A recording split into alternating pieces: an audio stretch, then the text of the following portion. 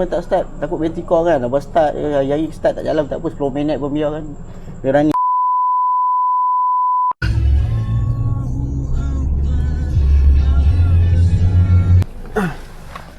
Kau bang. Rumah tu ni tak ada. Bagi 21 kan. Ha. Ni.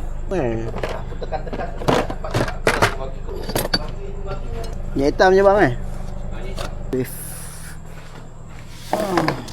Oh letak tadi, hidup kan? Tapi tak. Kalau sisi besar saya kurang sikit buat bang.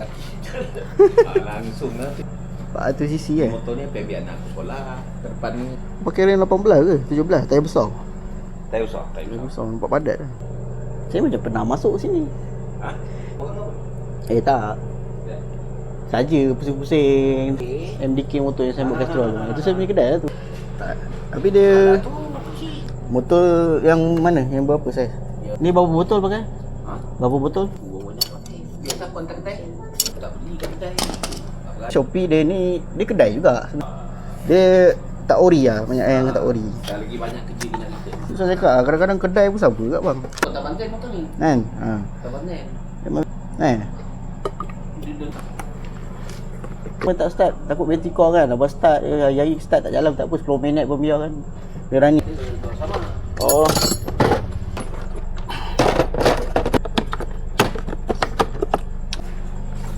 Tak adalah.